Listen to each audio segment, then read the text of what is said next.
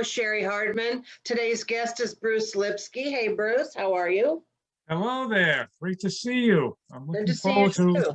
chatting about heavy Yeah. petting, All right. So both styles. tell me who you got there. Her name is Carly, and Carly Carly. is a cockapoo.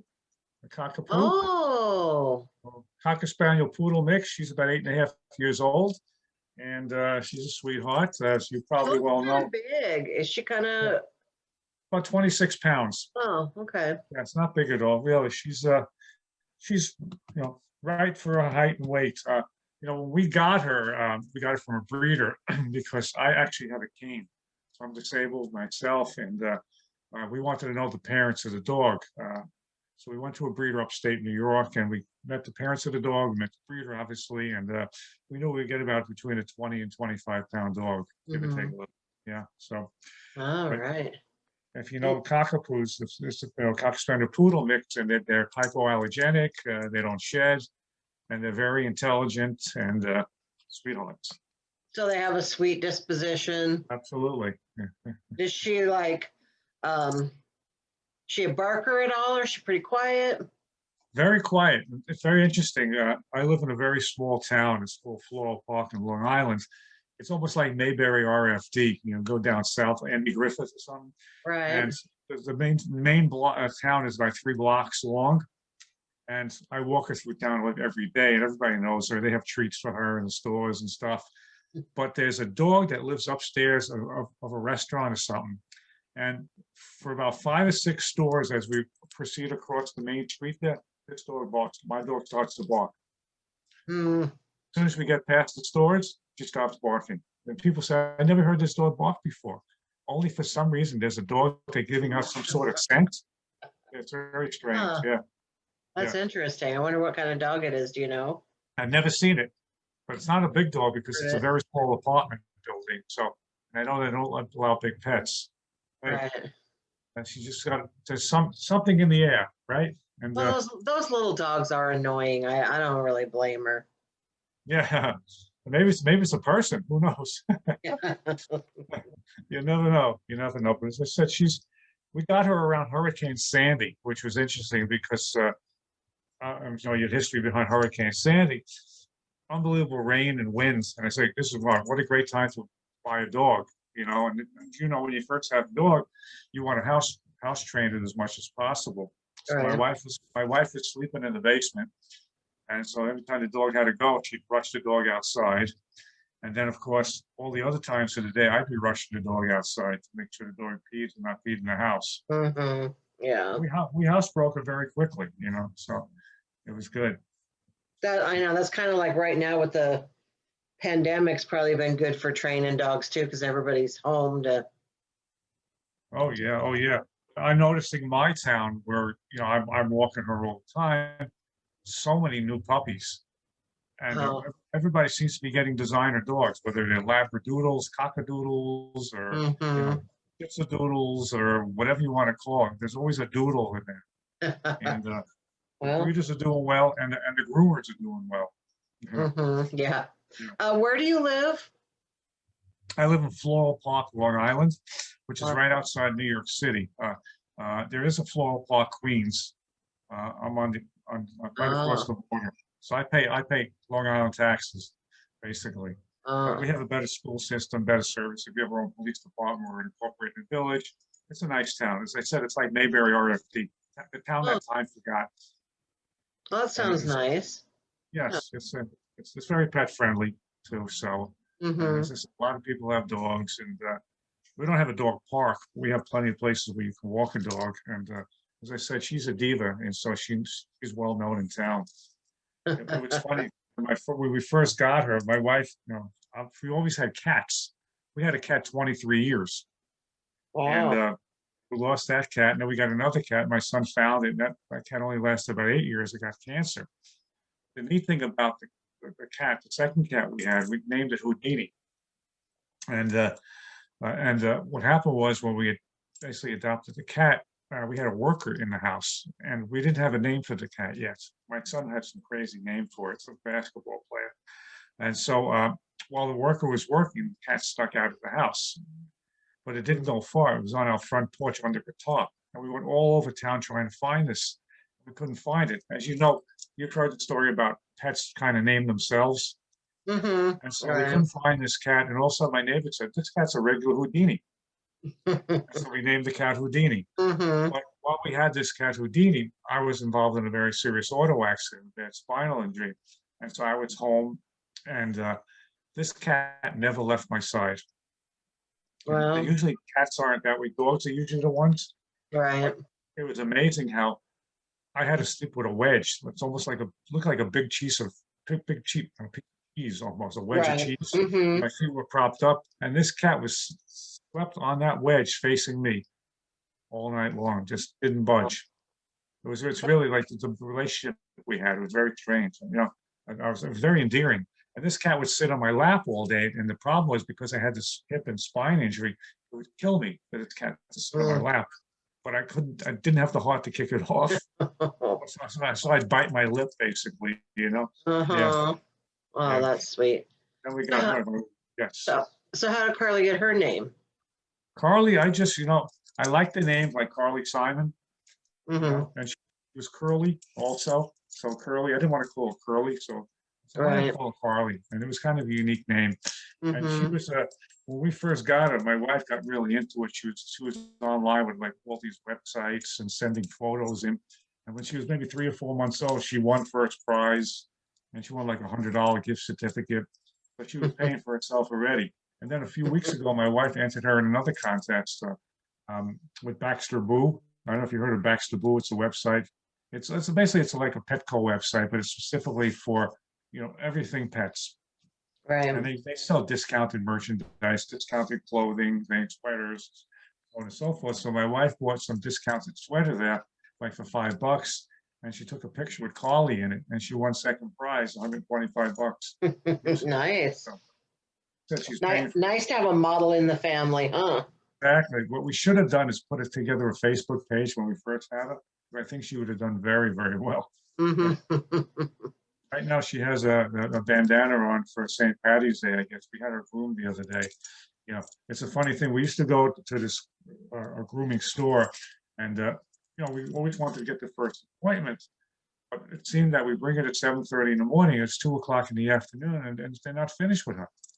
And we were paying pretty good money, so we kind of said, this is ridiculous. So my wife decided to get a mobile groomer come to the house now. Pay a little bit more money, but it's worth it. In 1 hour, you finish. She hasn't had an ear infection since, which is good because these type of dogs have the hair that goes in the ears. Yeah. Mm-hmm. Exactly. So, and we were going back and forth, ear infections, that, and I have pet insurance, but still, it's just doesn't seem to cover it. Everything under $200 is not covered. Right? Wow. Right, Carly? And like I said, she'll sit here all day long. She just wants to be part of the crowd. Oh. Yeah. She's very sweet. Does she does she do any tricks or anything like that? Well, she's very good at sitting. To sit, she'll sit, lay down. She's a very docile dog, but also she's very submissive. So she's Mm-hmm. always on her back. She reminds me of the kid in summer camp, standing in the corner all day long, who wants to observe everything and happy just to observe, but just leave me alone. Right. That's her. Okay. We've taken her to the dog parks. I'm not a big fan of dog parks, at least we were, because there wasn't a good mixture. It always seems that the crazy big dogs or crazy little dogs were running loose, and the owners really control them.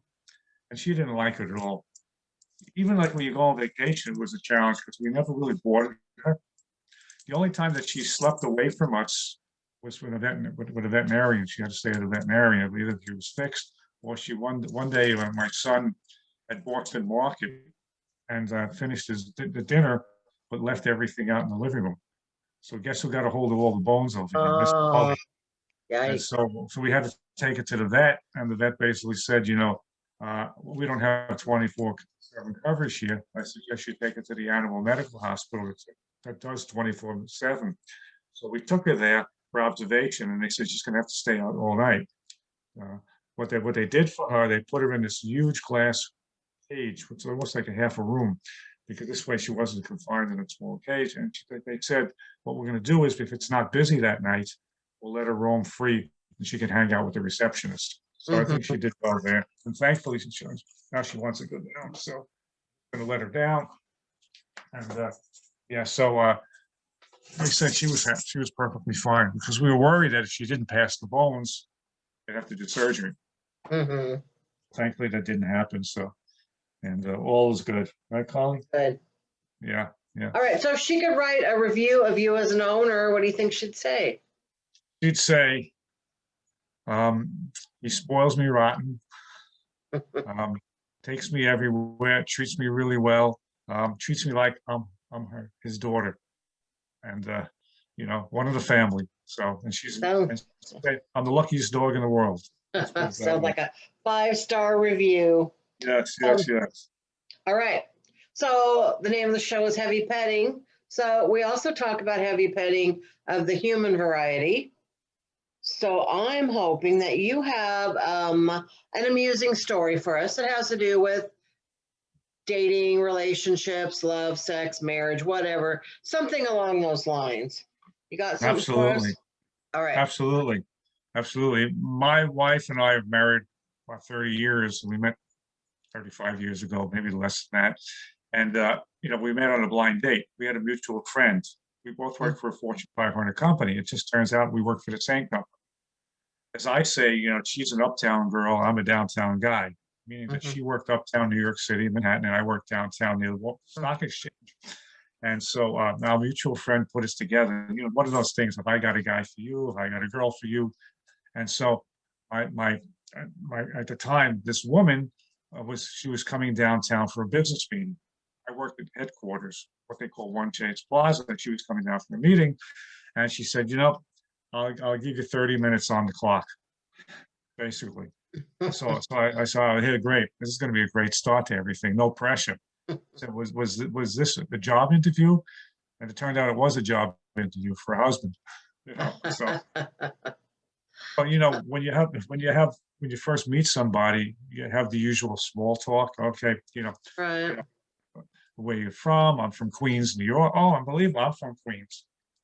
What college did you go to? I went to Queens College. Unbelievable. I went to Queens College too. Then she Wow. said, where are your parents from originally? I said, Europe. She says, no way. My parents are from Europe. So everything was like going really well. It was like too good. And then she asked me the main thing. She said, what's your sign? Of course, my first things I said was, proceed with caution. Yeah, no. No. And I said Aquarius. And she says, no way. I'm Aquarius. We're both water babies. At this point in the day, I didn't know if I should be sinking or swimming. So then she said, just want to let you know, I'm born on January 27th, she said, and my sister is born on January 29th. We celebrate our birthdays on January 28th because it makes it easier. My mother always said that you're going to meet a guy. She has a little gypsy in her mother. She said, you're going to meet a guy who's born on January 28th. You're going to see. So when my wife asked me, or the girl, she asked me, when were you born? I said, January 28th. And she said, no way, impossible. She said, you're slinging shit at me right now. I said, no, I'm born January 28th. So she made me take out my driver's license. Now, this was the first time on a date I had to take my wallet out twice. Wow, Well, that's crazy though. imagine that. What were the chances of that? I So, know. so now when we have our birthdays, I'm in heaven. I get a threesome every year. Maybe not to maybe celebrate the threesome. Maybe not the type of threesome I really dreamed about when I was younger. But you can understand, that we get together on this. And my mother-in-law is interesting because she used to take us out for the birthday weekend, and we have a good friend who's born January 26th. We have the 26th, 27th, 28th, and 29th. And I said my mother-in-law would treat us. So as I said, it's just to figure that one out. Yeah. How would you Wow, think? you guys have a lot in common. That's crazy. Yeah, yeah, yeah. Almost like dating yourself. Exactly, exactly. Like and it's interesting too because her family she comes from a blue collar family. Her father was a carpenter. Her mother was a housewife. My father was a plumber, oil burner guy, that type of guy, and my mom was a stay at home mom also. So there was a lot of synergy between the families. Hmm. You know, And it worked out nice. There's no pretentiousness there. It's just good regular people. I'm fortunate I have a good mother-in-law. Yeah, doesn't want to be a burden to anybody. She's actually, she's the type of person you go to a restaurant and the waiter will say, "What do you want, coffee or tea?" And she'll say whatever's easiest for you. Mhm. So the waiter will bring out an empty cup. Yeah, that's easiest for me. Uh, so when it comes time to tip him, I show him my empty wallet. Yeah, yeah. But like I said, we're married, as I said, with like 30 years now, and we have one son. He's 25, and plus we have a daughter here with a dog. Mhm. She's 8.5, and um, I know it's funny because you have cats. Do you have cats? Is it, or do you have I cats or have dogs? 3 dogs and 2 cats. Okay, so you can understand when we first got this dog, I swore that this dog would not be sleeping in my bedroom. Mm. So if we had a crate and the dog was sleeping in the living room or wherever, and of course the dog is crying and my wife is crying, saying, "We're the worst pet parents in the world. We're terrible people. We're terrible people." So guess what? The crate made it up to the second floor Mhm. and the dog is whining and she'd say, "Oh, we're the worst pet parents in the world. We're terrible. We're terrible." So now the crate is in my bedroom. Yeah. We're the worst pet parents in the world. And then next thing the crate is open in my bedroom. Mhm. And guess who's in the bed? Right? Yeah. Guess who jumped into the bed? So now I'm the one crying in bed and begging to get in. As I usually say, I have a routine I do about the dog. Obviously, you embellished on it because that's comedy. And I say, Mhm. but this part is true. The dog is completely taken over the bedroom. It lays on my side of the bed, on my pillow, next to my wife snoring and farting. I've been doing that for the last 30 years, and now it's just taken over here. Yeah. Yeah. And if you have a dog in bed, you've seen dogs when they dream or have nightmares, and their Mhm. legs are constantly kicking and everything. Right. So I'm not sure she's chasing me out of bed in her dreams or chasing the UPS guy. Yeah, That's funny. All yeah. right. So if people want to find you, where can they find you?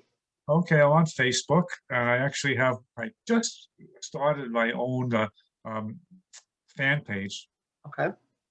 Bruce Lipsky Comedy, Okay.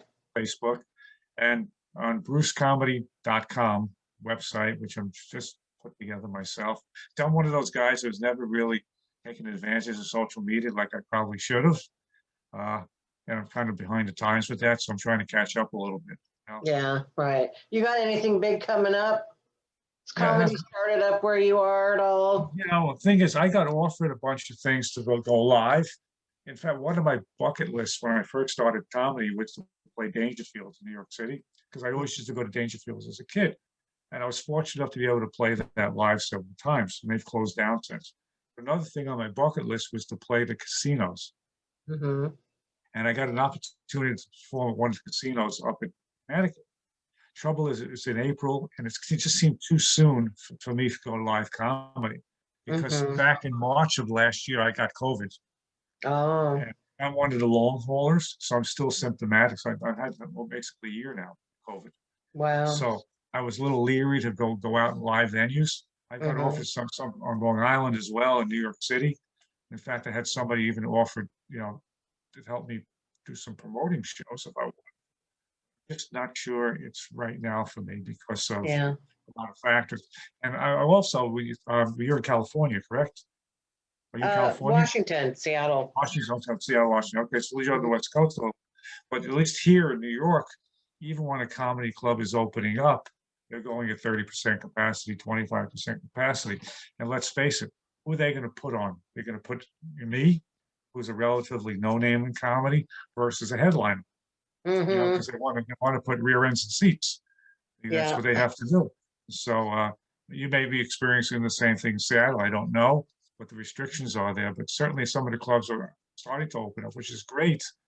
But as I said before, if they're clamoring for comedy, it's going to be more of the headliners. Yes, they'll come out, they'll put me on a bill maybe somewhere, but I don't want to be Bringer Bruce anymore. You know, you Mm-hmm. know, Yeah. but I understand the producers, as I said before, they put comics on because they figured comics will bring people. But I'm 65 years old, and a lot of my people don't want to be going out doing comedy shows. Too late. Exactly, exactly. Well, yeah, I'm like, I'll be 60 here real soon. And, my friends are like, Tuesday night at 8 o'clock. Are you Right. kidding me? Like, Exactly, exactly. That was the same thing with the casino. Thursday night, 8 o'clock at night, drive 2.5 hours to get up there without traffic, do a 7-minute set and drive 2.5 hours back home. Or if you stayed overnight, pay $200 to stay overnight. On a yeah, Thursday night, and you can't depend on friends to do that. That's hmm ridiculous. you're You right. know, so it's tough. Right. You know, yeah. Well, So, best of luck to you. I hope you thank you. totally kick COVID 100%. Yeah, yeah. Thanks for bringing your girl on here. She's lovely. It was fun. Yes, she is. She's a good girl, and thank you for having me. And hey, hopefully we see each other on the virtual stage again. If you Uh, ever have anything else you want to put me on a show, I'm happy to do it. I can all balk right. in 5 languages. I can meow in 3, and All right. All right. All right. Well, thank thank you. you. I'm just going to go ahead and click out of here and then we're going to be disconnected. So, Okay. God all bless. right. Thank you so Thank you much. very Take care. much. Appreciate it. Bye-bye. Take care. Bye bye. What's on her mind? She's a big, big girl in a skinny woman's world. Now she's a big, big girl in a skinny woman's world. Now she's a big, big girl.